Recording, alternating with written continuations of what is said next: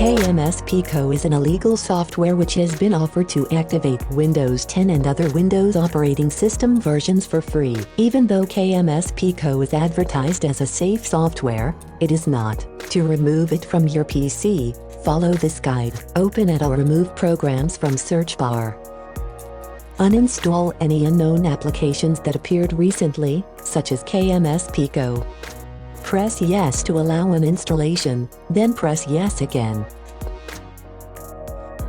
After the uninstallation is finished, we highly recommend scanning your PC with a reputable anti-spyware software. We recommend installing MalwareBytes. To do that, open to-spyware.com website and write MalwareBytes to the search bar. Press the second download link with free download text on it. Then press Download.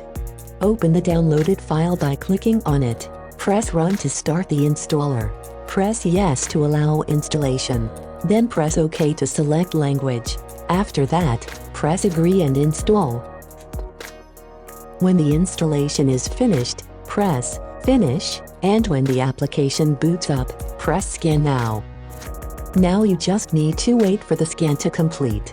After the scan is finished, select all files, and press Quarantine Selected. That's it, your computer is clean from KMSpico.